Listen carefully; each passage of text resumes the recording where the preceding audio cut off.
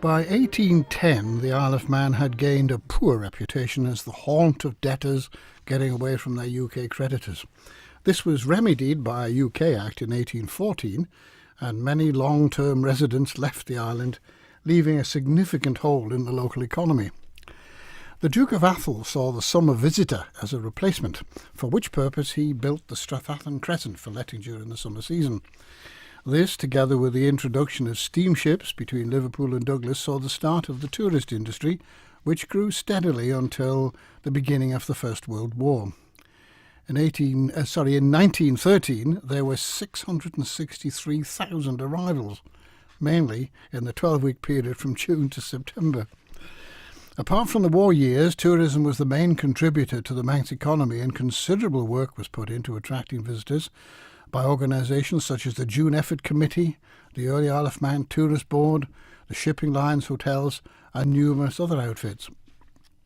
By 1964, tourism was in a decline as cheap holidays to Spain and the sun became available, but it was still responsible for 75% of the economy, with 21% of the working population in employment in some branch of the industry. Well, in the 21st century, tourism is very different. Mass tourism, when each ship brought in about 2,000 new holidaymakers, is long gone, and the tourist accommodation sector now only accounts for about 0.3% of the GDP and employs 629 people. However, accommodation isn't the only piece of the cake, and in 2016, 295,000 tourists visited our shores, and in 2017, there were 45,000 attending the TT alone, many staying with friends in homestay or self-catering accommodation. Much of the development and promotion of modern-day tourism is undertaken by the various businesses involved in the industry, and there's a surprising number of them, from food to transport, entertainment to culture, but the official role is with the Department of Enterprise. Now, earlier, tourists in the Atholl days were mostly rich British families. Later, the Edwardian era brought mass tourism, driven mostly by Lancashire cotton industry, which gave its workers 1 week's wakes holiday. Well, cheap flights to the sun and a vast range of holidays from which to choose has put pressure on the Isle of Man. So how do we cope with this? What are we doing to attract our share of the growing holidays at home UK market and of the billions of pounds spent on holidays each year? Do we invest enough to keep up the customers? How do we compare, and what are the challenges in today's Manx tourism? What are the benefits to the overall economy? Well, in the week when the department is staging for those in the industry its Tourist Industry Day at the Villa Marina, we shall discuss these questions and others with our studio guest, who are the Minister at the Department of Enterprise, MHK Laurence Skelly, and the Head of Tourism at the Department, Angela Byrne. Well, folks, thank you for joining us on this Sunday day. A bit dull day out there, isn't it? A bit blowy up here as well. But thank you for being here. Tourism's, Laurence, I mean, it's one of those things that everybody knows about tourism and has a different view about it as well. But when we talk about so many other contributors and aspects to our economy other than tourism, how do you assess the value of tourism to our overall economic picture? Very good question, Roger, and I appreciate you giving some context and history of tourism on the Isle of Man. And we have, I would say, as a government, recognised that it is still an important part of our economy. Granted, it has changed dramatically from the mass tourism to what we might regard now as niche tourism, and very much a specialist destination that the Isle of Man is. We have conducted ourselves with regards to a destination management plan to try and understand how we can actually focus in what is our real value and our real benefit. Whilst it might be very low in terms of GDP and direct employers, it is very important to our quality of life, and I think that's something that's very, very important when you look at the programme for government, when we have as our headline title there, a special place to live and work. And if you want a special place to live and work, you want an attractive place to visit too at the same time. So we're just about to move into a new era because we've done the restructure and relaunch of the department, and we're going to be creating executive agencies, and we've identified tourism and the visitor economy in its own right to be a driving force going forward for our economy. So yes, it's recognised that it is valuable, and we do believe it does bring great benefit to the island still, but we can do so much more, and that's going to be our aim, to grow the tourism benefit. It's going in a full circle, isn't it? Because there was once a Department of Tourism, and then it sort of came absorbed with everything else and almost disappeared on the back burner for a while. Yes, it has, and it has gone through various iterations through various different government administrations. But I would say we do recognise it, and it's important to look at our tax structure really to understand the value of tourism in terms of economics and why it actually sits in our department, because this is about imported revenue, and it is about consumer spend, and this is about the hospitality industry in the wider context, and that money that goes around the economy is of greater value rather than the direct, as I said earlier, the GDP benefit, which is somewhat overshadowed by other sectors. It used to be accepted that a lot of the facilities that we enjoyed, if we go back a bit when there was a lot of tourists, wouldn't have existed without the reason of the tourists, whether it was the cinemas, whether it was the theatres, whether it was sports facilities even. Yes, very true indeed, and that's what we are trying to focus in on when we look at this executive agency. One of the aspects they'll be reviewing in a renewed strategy would be to consider what it is we need to invest in and create to remain attractive, and it's worth recognising, whilst we're very much focused in on niche markets, and we do a number of those very well, I would suggest, but how do we expand the season and how do we increase the value? So product development will be a key element of one of the responsibilities of the new executive agency. Well, Angela, I mentioned just earlier on in the introduction the June Effort Committee that was one of the early days, was run by the Douglas Corporation before the Tourist Board, to try and get more people in, and expanding the season. And we're going back to a century ago virtually now, was the hot topic then as well. There's always has been this trying to get people to come outside the obvious summer season. Yes, and that's one of the key objectives of the Destination Management Plan. As you say, tourism can sort of go round in circles really. The Isle of Man, the research that we conducted before producing the Destination Management Plan gave us a real indication as to who our customers are, and they have, when they've been to the island, they leave with real positive associations, and that's why we have such a good repeat customer rate.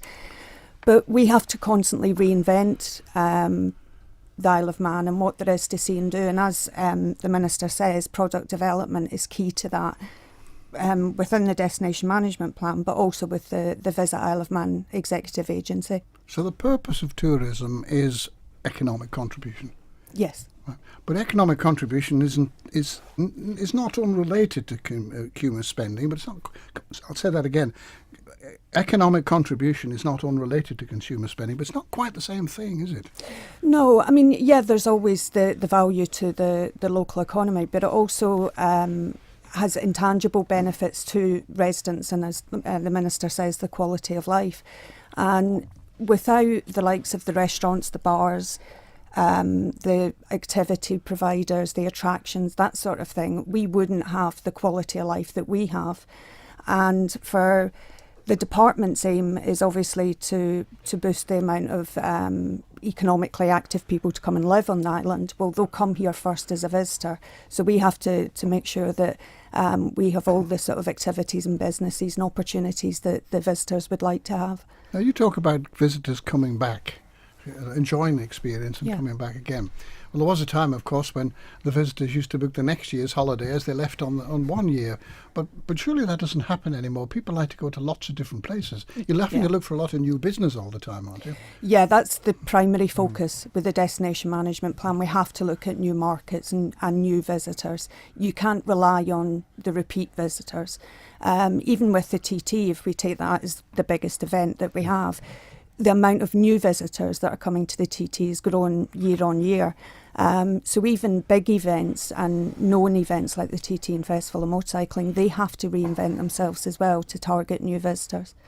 Yeah, just following on from that, it just struck me because there is in the survey of the TT visitors, I think 25% stated that they were going to return or do return to the Isle of Man for other events and other activities, and it's quite relevant, of course, because we just had the Southern 100 media launch this weekend, and you see the visitor numbers of that growing significantly, 50% this last year. So you have a spend at one time a year and now another time a year, and that's around events. And also the feedback there is that they might want to bring their families with them at a later date too. So we do have so much to offer, and very often it's actually is how you market, and we need to be clever and innovative in how we market to our audience. Well, on one of these programmes some time back, the Chief Constable passed a remark which was interesting, and that was that he felt that a lot of the increased numbers were very different types of people than the traditional TT people.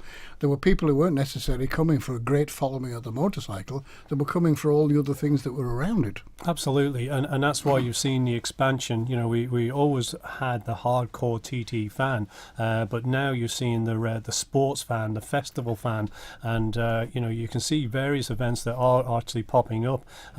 Cycling obviously is another one now that we've got growing interest and activities around that. You've got multi-disciplines within the cycling fraternity in its own right. So again, that's part of our quality of life, but it's also tourism too. We're seeing good growth in those areas too. Are you able to analyse, Angela, the contribution? You talk about this contribution with outside the traditional bit about food and bed spaces and transport, or at least sea and air, but are you able to look at what every pound spent in the Isle of Man, how it affects elsewhere? For instance, a supplier maybe of kitchen equipment to a restaurant, or somebody printing something or whatever.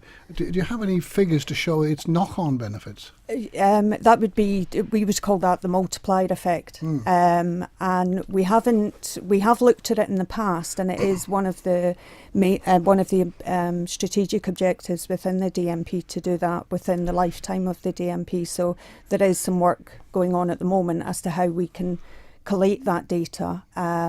And if we have all the data available to us to be able to conduct that research, because that would be very interesting. I think it would also show, because as you said earlier, 2% GDP, well actually I think the value, if you take into account the multiplier effect, will be much greater than that. Yes, but how are you able to assess how much each person, once they put their foot on our soil, how much is he likely to spend whilst he's here? Well, we have in the passenger survey, they do an average spend, and they work that out based on the different types of visitors. So, for instance, what we call the PVPA, which is your traditional leisure visitor, the average spend, I think it was in 2016's the latest figures, was around about £340, and that was over an average length of stay of 5 nights. So they then break it down into travel accommodation and other spend. So we do have that data, but it is an average worked out via the passenger survey, and that comes from face-to-face interviews with visitors. But also the business about consumer spending that I was on about before. Yesterday I was looking at some statistics to do with the UK and English in particular tourist trade, and they were arguing that they were trying to target somebody to spend, so the consumer would spend £500, let us say, on a holiday instead of buying a new TV. Because the value of the holiday was all stayed within, in this case, the north of England, but the TV, a lot of the money was going out to buy it from Korea or somewhere. Indeed, yeah, no, you're right, and you see areas, for example, like the food and drink growth here on the Isle of Man, which is fantastic to see. I think we've all recognised it is great quality, there's no doubt about it. But you do get into the point there. I think in old money, people would talk about heads on beds. Now we are doing the work and have been doing the work in terms of collating the data there with regards to the visitor spend, and that's very, very important. So we increase that visitor spend. It's not just about heads on beds then. So what do we offer now? Why should somebody who's got a choice, if you just pick up any of the newspapers, any of the weekend ones, for instance, and you look at the back pages, there's dozens and dozens of pages crammed with holidays, and some of them looking very attractive and very good prices as well. Why, Angela, should they choose the Isle of Man? With the research that we've done with our consumer profiling, the main motivation for our visitors is our natural environment and our beauty and our landscapes. It's also our uniqueness. There's a lot of mystique about the island. So it's about targeting those, being more targeted in our marketing to the types of people that the Isle of Man would offer them, whether it be walking, whether it be cycling, whether it be the heritage, the culture, whatever aspect it is. So it's targeted marketing is what is the element that we do, rather than necessarily put an advert in a magazine or a newspaper. And how do you know who to target? We do what's called consumer profiling, which is what we did for our strategy. So we took all the visitors that are on our database, and we got a company who do all the profiling. So they tell us who our audience profiles are. And that's the 4 audience profiles that are detailed in the strategy document. So you're talking really, listening to the people that you're appealing to, apart from the TT, which is all ages, you're actually aiming, there's not a young market here in your strategy so far, is there? There is. The number of visitors that are coming over and also using our website, the average age is coming down from the 55 plus market. But we can't ignore the 55 plus market. You have to sort of run a twin track approach, if you like. Might have more money. Well, exactly. They have the empty nesters and that kind of thing. So we have to sort of target them, all 4 audience profiles at the same time. But we target them in a different way based on how they consume information, how the consumer behaviour pattern goes. Do they read? Do they want visitor guides, or do they get everything off websites and tablets? So we have to be across all of that. You talk about this targeting, but I'm still curious to know how you actually do it. How do you actually manage to go out and focus on a group of people and see how many of them you can get to come here? Well, I mean, our primary market or is it just scatter marketing in that sense? No, scatter marketing is quite expensive and doesn't always give you the results that you expect. So what we do is look at what the Isle of Man has, what it has to offer, the consumers that have an interest in the Isle of Man, and we also find out what their interests are, and that's how we then target. So if their interests are walking, cycling, then we would specifically target them on those interests. And it's fair to say, Roger, we've stopped doing that sort of mass marketing quite a number of years ago. First and foremost, we didn't have the money to go and do that mass marketing, whether it be TV, big print ads, etc. And we've actually had a focus these last good number of years now in inviting journalists to come to the Isle of Man. And we would try and invite the specific journalists with a specific interest that would fit the profile as Angela's just described. And what you do when you have a journalist come, and you know this very well, is that they will go away and they'll write it as they see it. So it's potentially double-edged, because if the product isn't what we think it is, they will write it negatively. But if they do have an enjoyable experience, they will write it so. And that can be much more powerful than an advertorial. And when you talk about target there was one just recently in The Guardian, just the last couple of days, I think it was. And again, that might be the sort of audience that's not going to be so price conscious, perhaps interested in the outdoors, the heritage, and what we actually have to offer, rather than other publications that may have a different audience. So we do try and focus our resources in on those particular areas. It's quite interesting, but I have had a little experience of taking journalists around over here. Yes, and it's quite surprising how you think they will be interested in something, and that's the last thing they're going to be interested in. Yes. They hone in on the most remarkable series of other things sometimes. Well, we tend not to handhold them these days. We certainly give them as much information as we possibly can about what to see and do. And I guess that kind of, I think, is a great segue into the special year, because what are we trying to do here on the Isle of Man is that we're trying to celebrate the Isle of Man, to go out and explore and do more, explore more, but also share more as well. So you think of the power of media, social media, an individual out there who could actually tweet or send a message on Facebook and they're going to share the Isle of Man, and we want more of that to happen in this year's Positively. celebration. Positively, that's one of the problems with Facebook. It is. They might like you to say what you don't want as well. But part of that special year is to promote the national pride and what actually makes us different, and why do we live here, why do we work here. And for the most part, many people are so positive about it. We shouldn't focus in on the few minimal numbers of people who want to sort of say negative things, because there is so much to be proud of. You've said in the latest publication, Laurence, on the front page, that direct intervention, these are your words, and diversification into new markets, if we don't do it, visitor numbers will stagnate. Indeed, yes. And again, it's not just visitor numbers, it's about visitor spend, I would highlight. And, we're getting into the point which we just talked about there, about how competitive the tourism industry is in general. And, why would people come to the Isle of Man versus going to other destinations? And that comes down to our marketing and our clever marketing, we would hope, and it's been very innovative at past. And I would suggest that we have gained results. So we do have to stay alert. We cannot be complacent, and we do need to keep moving forward, and we must continue to invest, and I think that's a key element. And I've said in the past, I've seen I would believe a renaissance in the tourism industry, but that renaissance is now moving into what I would say a period of confidence in the tourism industry, because you're seeing significant investment coming forward, and that's very, very encouraging for the industry in the Isle of Man. We talk about investment. Now, Angela, there are those people, for instance, like the Manning Hotel, where millions of pounds have been into that investment, entirely the owner's own money. There was not a scrap of public money available in it. Yeah. But if somebody not prepared to do that, but is still prepared to provide facilities, what assistance is now available from the department? We have a financial assistance scheme, which includes, obviously it covers a lot of other sectors, but it also has a tourism element involved in that.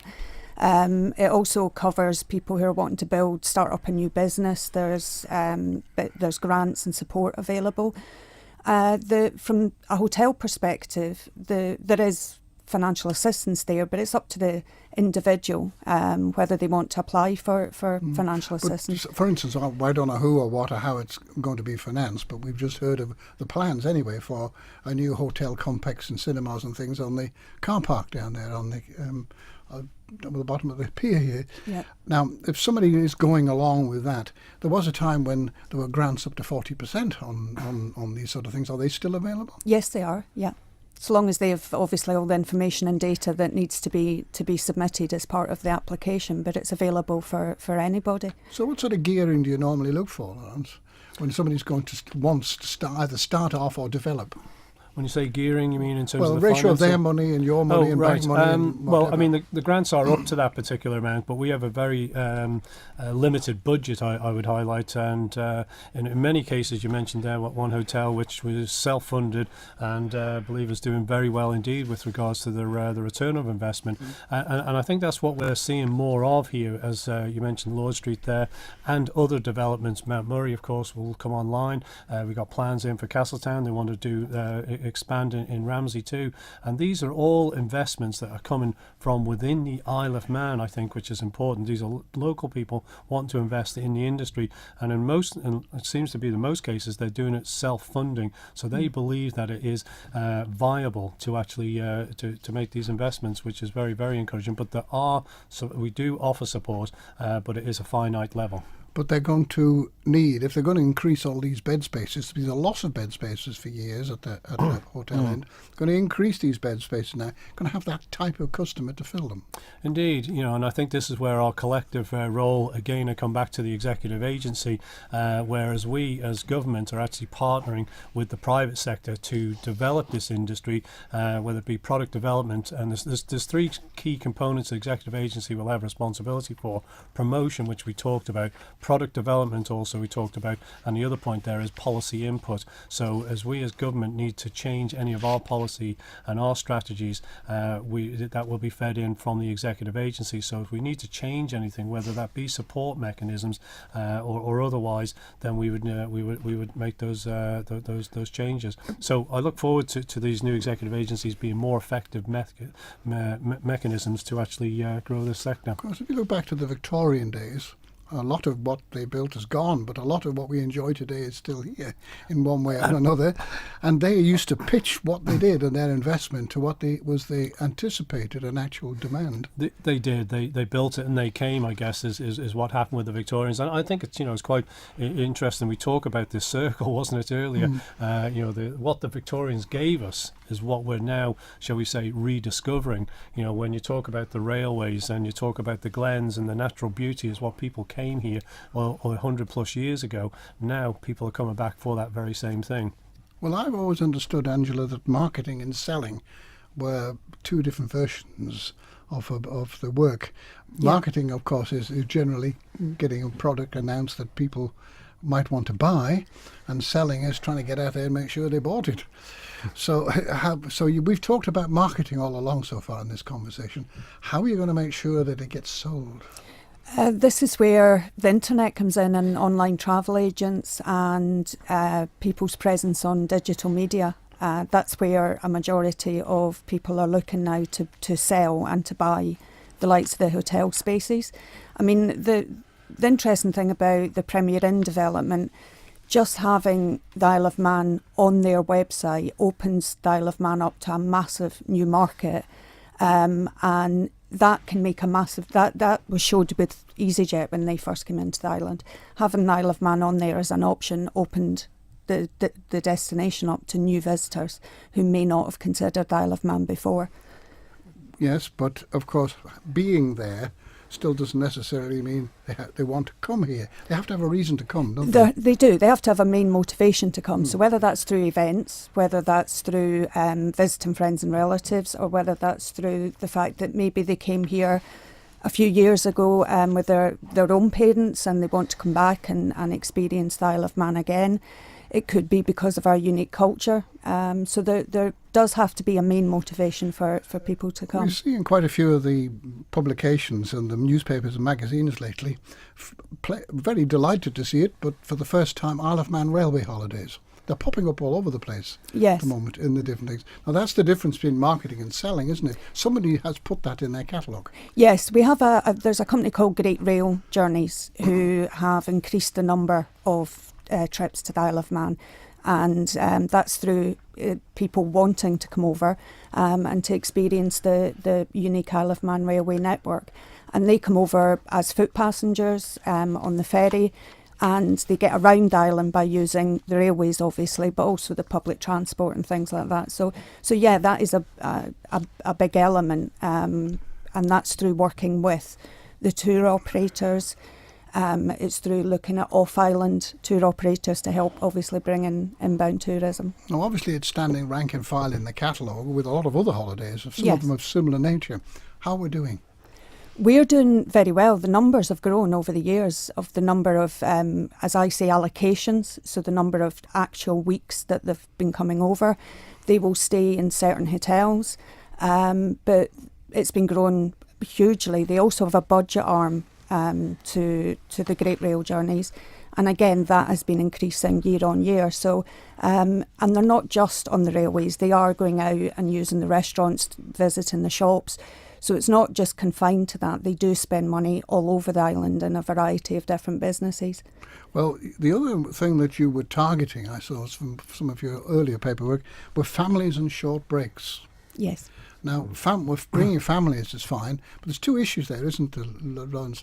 Having had a young family in the past and carted them around, one is the cost of doing it, and the second is something for them to do when they get fed up, which they do. Indeed. Yes, and I think that's we talk about the great outdoors of the Isle of Man. It's okay until it's raining. Indeed, but you can go to some other destinations when it's raining. What is there to do there too? There is those challenges, there, without a doubt. And I'd go back to that article. It just was in the paper just the other day. It was talked about a family coming to the Isle of Man and being absolutely wowed, really, with the Isle of Man. I think the first description was, well, we all got in wetsuits and we're going to clamber up the glen in Ballaglass and do gorge walking, and they thought it was not a very enticing activity, but when they completed it, they thought it was fantastic, got a real buzz out of it. And we do have a number of activities here on the Isle of Man, the Go Ape, for example, and how that has expanded up at South Barrule. And there are activities for people to actually do and enjoy. And I think that's from a parent point of view. You're saying, well, try and get them off those machines, that they're constantly on, and do something that's active and and enjoyable. And I think they get so much more out of it. So parents, I think, are taking note of these type of activity style holidays. What about hotels and children friendly? Because there are some hotels who discourage children. Yes, there are, but most of the larger hotels, the likes of Ramsay Park, they are increasing the number of interconnecting rooms with their expansion plans. Mm-hmm. Mount Murray, I know the owner of Mount Murray is very much focused on families, and again, I think they said about either 15 to 20 interconnecting rooms, and they will be targeting families as well. So there is quite a few of the hotels that are coming online that are also wanting to go into the family market and welcome families. Now, it brings us round to the same thing. We talk about marketing, we talk about selling, but in most businesses, I've always believed that the best actually advertising still is word of mouth in the end, and it's the cheapest too if you get it right. Absolutely. But visitor experience is one of these buzzwords that we hear. But if they take it home and they take a positive one home, which we talked about earlier, it's the best of advertising. If they don't take a positive one home, and people tend to focus on small issues sometimes, I have heard a lot of people complaining bitterly about the delayed planes hanging around the airport for ages waiting for an EasyJet plane. And lately, of course, the security airport has caused quite a rumpus for some people. I've had people say to you, I'm not coming back again. Yes, and I think that's fair. It's been a fair comment, and it was good to see that as a government we have listened. And you should have got that way in the first place, should it? Well, that's the growth and the scheduling, and I think our trade alert way of life. Let's just turn up at a minimal time and expect to get through. But security is important, and I think one of the attractive parts of the Isle of Man as a special place to live and work is the safety aspect of our island, and we take some of that for granted, and we don't expect to queue and so forth. But you're standing rank and file with other places when we're doing this. They can compare that experience. I mean, I just went in and out of Geneva the other day, and it went like a rocket. Yes. Well, I've been through the same airport, and yes, I do take your point, but I'm glad to say that we have listened as a government, and you are going to see some investment there. You are going to see some improvements that will make it more efficient and effective. Well, now it's that time in our proceedings when we pause for a commercial break. We'll be back in about 3 minutes. In Sunday Opinion this week, we're discussing tourism, its benefits, challenges, direction and place in the Isle of Man economy, with the Minister at the Department, MHK Laurence Skelly, and the Head of Tourism, Angela Byrne. Now, next Thursday, the Department of Enterprise is hosting its annual Tourist Industry Day at the Villa Marina. This is an event open to all businesses involved in the visitor economy. What's the purpose of it, Angela? It's our opportunity to give the industry an update on how 2017 performed and also our plans for 2018. So we do a sort of rundown of work we did last year, and also marketing plans, what has gone well, what hasn't gone so well, and the challenges that we face. Right, so it's free, is it, for anybody who it's has free. Association with the industry? Yeah, it's free to anybody, even if there's somebody out there thinking about setting up maybe a business within that sector. They're more than welcome to come along. The morning is mostly presentations, and then in the afternoon we run a series of workshops, which has been we've chosen because the industry have asked for those specific workshops with different, like digital marketing, that kind of thing. So they can attend them, and the whole day is free. And what sort of numbers turn up to these things? I think last year we had about 150, and most of them stayed all day and attended the different workshops. And based on their feedback from last year's event, we haven't really changed the format for this year because it worked, and they got a lot out of the day. So what did they get out of it? They were given opportunities to sit down and have one-to-ones with specialists on how they could improve their website, how they could, what other opportunities they should be looking at. Should they be doing Facebook advertising?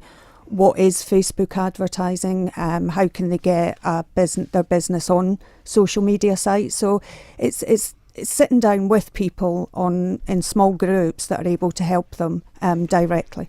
Right, so all of this fits in. Now, the trouble I often find, forgive me, Laurence, with government documents is they're great on the big words, or the big titles anyway, and you sometimes have to go around the back of it and you find perhaps it's something relatively simple. So could you explain to me what the Isle of Man's destination management plan is? Well, it's really it's a strategy in essence, and what it does do, it was an important body of work to try and bring all the elements of the visitor economy. When it talks about the partnership, which you've touched on, promotion, marketing, the experience, product development, and really what that is a foundation which will be for the executive agencies to say, what product development do we need to consider? How do we need to market ourselves going forward? What we can try and do is provide the support and the resource behind that, and that's the whole ethos behind these executive agencies, whereas we as a government are going to be the enabler, the facilitator for industry to be able to grow and generate the wealth that is the taxes. I have to say to you that sounds great, but we all know from the past that government systems of doing things doesn't always sit comfortably with commercial activity. It doesn't, but that's why we're playing the support role rather than the delivery role. And I think that's a key element. And when we say the department for enterprise, we're not of enterprise, but for enterprise. It's quite subtle because that is all about us being, as I say, the facilitator and the enabler for industry to go forward. So if they got a great idea for a product development, work together with the industry, we will find a way and a mechanism to try and support that. One of the bearing in mind and looking back in the past, there always used to be an argument that a lot of people within the industry, when other departments, whether it was the Department of Tourism as it was then or whichever section, the industry used to say, I wish government wouldn't try and do everything. We know better what we need to do. That's exactly it. We're trying to listen to that and provide what hopefully is a framework that allows them to be able to realise that. And lots of people have great ideas, but and what we do at the moment, we take all those ideas in, and then we got to try and disseminate that and see if that fits within a strategy. Now that goes within. But how does a strategy get formed, Laurence? In the sense that is it something the department put together, or have you had a lot of industry input first? Well, our destination management plan, there was industry involved, so there was collaboration, and a lot of work was done with industry. So the research that we commissioned, right the way through to the destination management audit that was completed, all of that was done in collaboration and in partnership with industry. Right. Now there are other opportunities out there. We've already had virtually 2 programs in this series on the cruise industry. Yes. With mixed reactions from people who say that it brings an awful lot of people with very little value, to those who say that it brings a lot of spend, although the argument does seem that the consumer spend is more limited. In this instance, it's just a case of volume. I mean, where does the cruise industry fit into this conversation we're having today?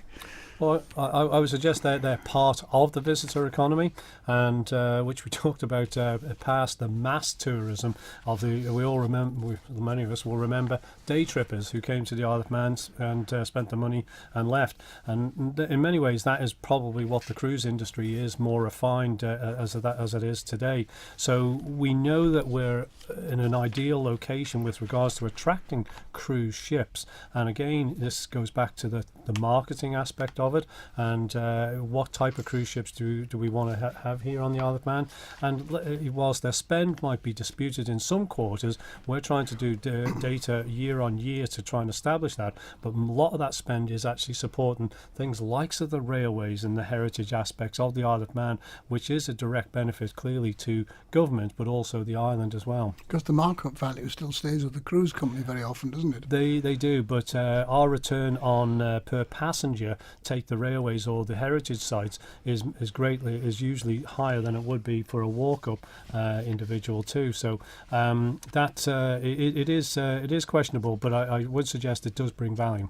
Where does the 2018 Year of Our Island fit into your strategy, your campaign, and what value is it to it? I mean, we are heavily involved with the team behind the Year of Our Island, and we're lucky in a sense. We've quite a lot of information and collateral that we currently promote to our visitors, which the Year of Our Island are looking to expand. But I think the first event that they did in January was the Dark Skies, and that all stemmed from obviously the amount of dark sky sites that we have on the island. They're also looking, I think, in March to people getting outdoors. So it's getting locals out, seeing what maybe they haven't been out a walk in different areas of the island for a little while. So it's encouraging people to look at what the island has to offer, and maybe things that pass us by, just going about our everyday life. So we work with them on the different things that the island has to offer and what we promote to our visitors. And it's about a feel-good factor and realising that actually we live in quite a special place and we should actually be quite proud of that. Well, taking this summary, because we could talk about all sorts of elements for quite a long time, let's come back to boil it down to the basics. Where are you aiming for now? Where do you want to be? Obviously, we want more visitors. We want increased visitor numbers, increased visitor spend. The confidence in the sector with not just the hotels coming back online, but also some of the businesses that we're talking to who are also looking to expand, and some new businesses coming on. So it shows that there is that confidence out there. Our job then, as you said earlier, is to go out and get the visitors to come and fill the beds that these new hotels and businesses. Are you happy with the quality of what's on offer? The quality of our accommodation, if I look at accommodation sector specifically, the quality of that has risen over the years, and that's down to the fact that the consumers are dictating that they want to stay in 4 and 5 star quality accommodation, whether that be self-catering, guest house or hotel.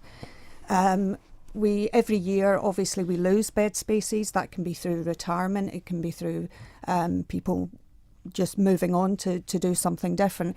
But we're increasing. I mean, now we've got 500 accommodation businesses registered with us, and we're just shy of 6,000 bed spaces. So it's growing year on year, and the quality is going up. Yet I'm sad to say I hear from people I work and mix with in another zone than they were here today, that they say, well, the hotel was all right, but it was tired.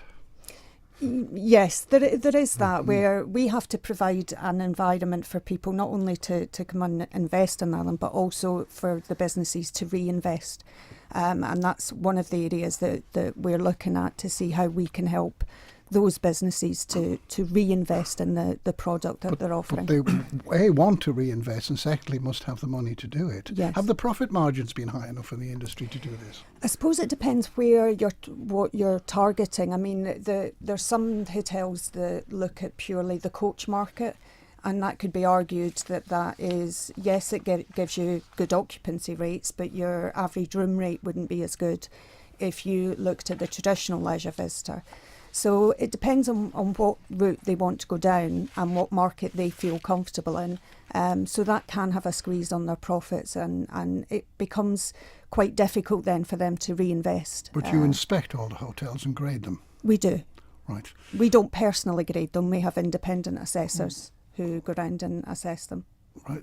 So when you look at your list of grades, how do we compare with other places? How many up the top end? How many at the bottom end, roughly? We're on par, to be honest with you. I think the biggest sector we have is the self-catering. If we take Jersey as an example, if we take an island comparison, Jersey didn't go down the self-catering route in a big way, but now they are starting to go down that route and look at it more closely. We've got some fabulous self-catering properties around the island, and the quality of them is fantastic at the 4 and 5 star end, and they're doing really well. And of course, we can talk about this maybe later, but that brings us to the pricing strategy, doesn't it? You need to price enough to get your investment back to be able to reinvest. Yes, and that's actually one of the keynote speakers at the Industry Day. They're coming from Baker Richards. and they're looking at how people can sell more, how they can look at their pricing, how they view their income, their expenditure. So that's going to be an interesting keynote speaker at the Industry Day. And can people still clock in, or is it closed now? No, they can still clock in. If they go to visit isleofman.com and go to our trade site, you can click on there to register for any of the presentations or the workshops. Right, now we're at the end of this part of the programme now, but can I ask a pair of you, would you like to join us on the Man in Line? And we can carry on, and hopefully we'll have people joining us joining us in the conversation. Yes. Very happy to. Good. Well, tourism as an industry, its challenges and direction and place in the Manx economy was the subject for discussion in today's Sunday Opinion. And our studio guests have been the Head of Tourism at the Department of Enterprise, Angela Byrne, and the Minister for the Department, MHK, Laurence Skelly.